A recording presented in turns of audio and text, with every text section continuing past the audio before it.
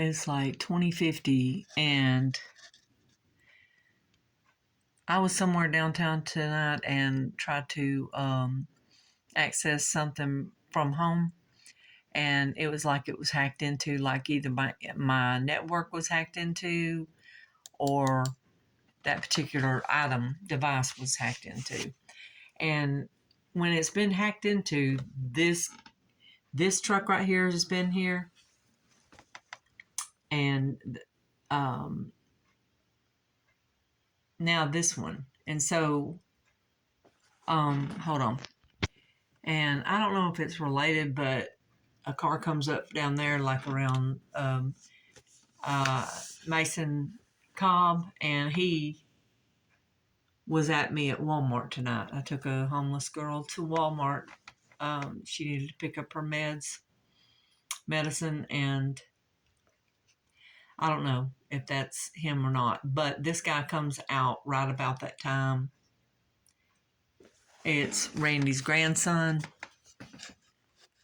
and he appears to be looking at a device, and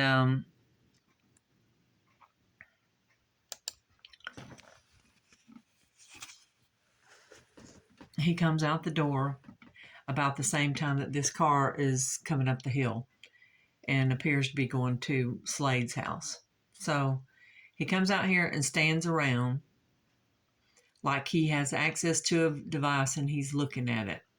And he stands on the front of the car, and when I come up the hill, he's just leaned up against the car nonchalantly, like, I'm just looking at my phone. No, you're stalking me, dude. You're a creep and a weirdo, just like Randy Davis. So, see the car lights up there. So he comes around the front of the car and just stands at the front of the car. They're stalking me. It's not just one person. But Randy and Brenda, today, Brenda comes outside as I get ready to leave to go somewhere. And I went out to pick up this girl from the place where she works and took her to she's looking for a pair of work shoes. So I took her to a few thrift stores to try to find some work shoes. She needs black work shoes. And Brenda comes out by there. When I'm sitting there outside of the restaurant waiting on her to come out, she drives by there. So when I leave, she comes running out the door, and she can barely make it down the steps, but just worries herself to try to,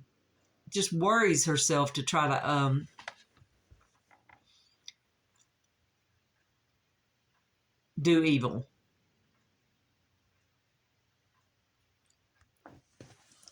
So he comes here and stands at the front of the car. I'm just leaning up against my car. I'm not doing anything but stalking you, Kathy, Colorado, because we think it's cute. Brenda thinks it's cute. Randy thinks it's cute. Claudine thinks it's cute. So we're gonna all be out here being cute when you come up the hill. Let me just stand at the front of my car and watch you. One of us is gonna get down behind the car, and the other one is gonna be, right. I'm just gonna stand on the front of the car and act like nothing to it, nothing to it.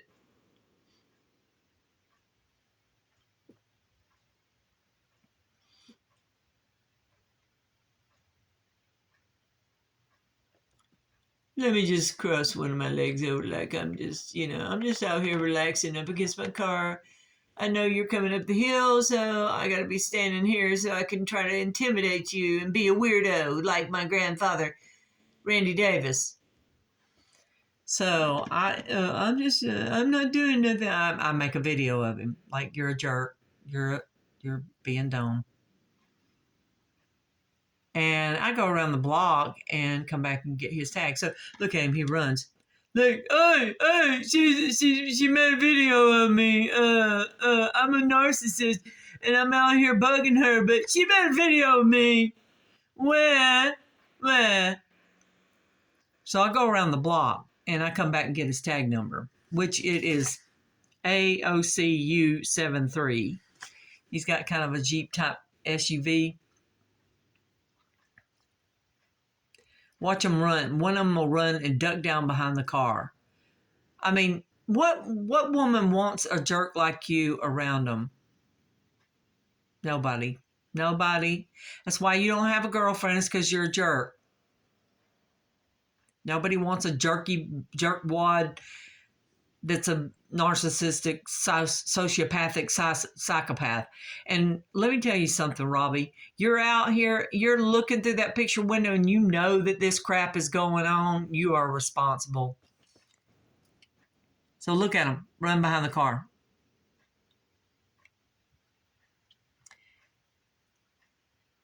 And then one of them comes walking up here, rubbing his belly, pulling his shirt up, rubbing his belly, which it connotates as sexual harassment is what that is.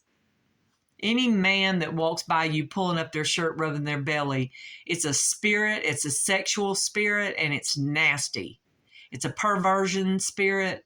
It's a porn spirit. It's a, hey, look at my sexy belly spirit. It's a sexual spirit. You need to get your spirit right with God is what you need to do. You need to get repented. And that is, there is 4 of these boys over here.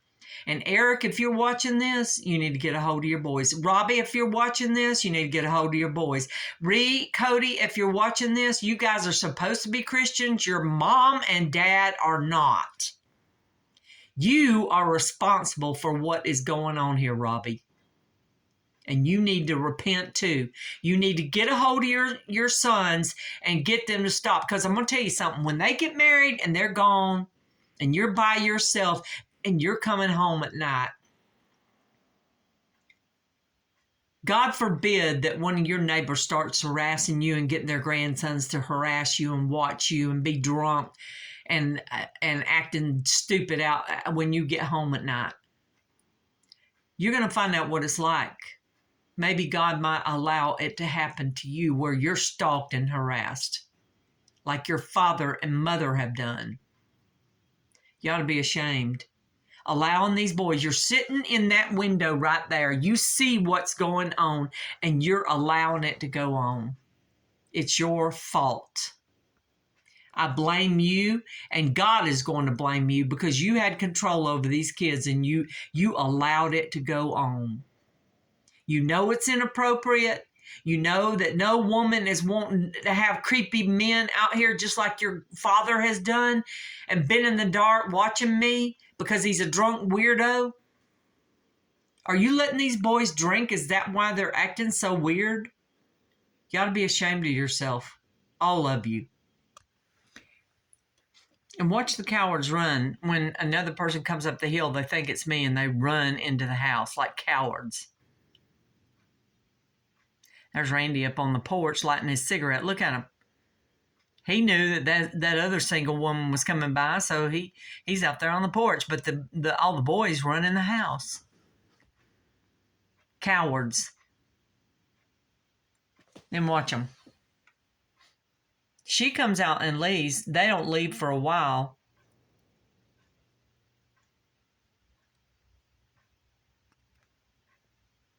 They're strobing the lights on that car.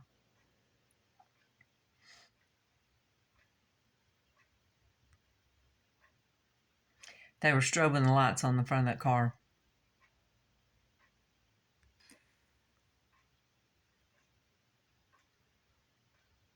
So their mom, I don't know if this is Robbie's kids or not, but she leaves and they hang out probably to whine to Randy and Brenda about me coming by.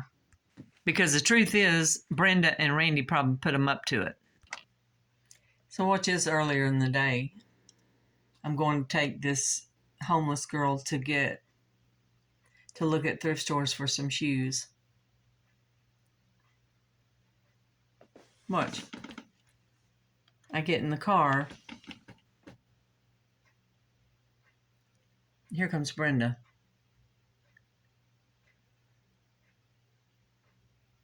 I'm still sitting there getting things together, starting up my car and, just doing different things, putting a bag over somewhere where I need to. And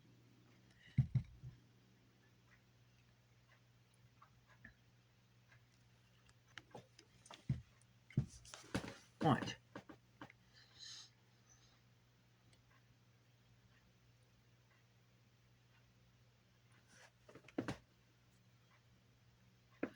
Which I'm still sitting in my car getting ready to leave. I'm just doing a couple of things with my phone and stuff like that.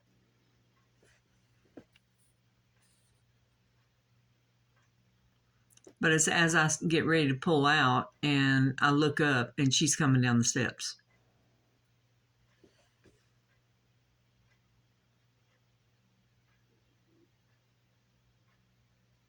Looks like she waved her hand in front of the door.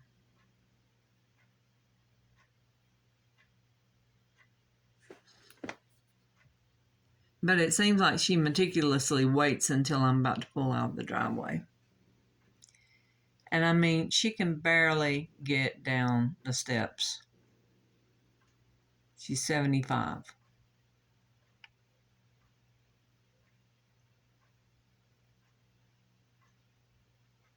Just worries herself to do something. And then I go out there to that restaurant and she comes driving by there. Last night, I went there to get coffee and to make sure that this girl was taken care of before she left. And I gave her a ride home and talked to her about taking her today to try to get a pair of shoes for work. And when I got there to the restaurant, Danny, Randy's ex-coworker, was there. So a minute or so after I leave, she's out the door and leaving. And then she drives by the restaurant where I'm at. I mean, it's out in Alexandria. Doubtful she's going to be just jaunting out to Alexandria.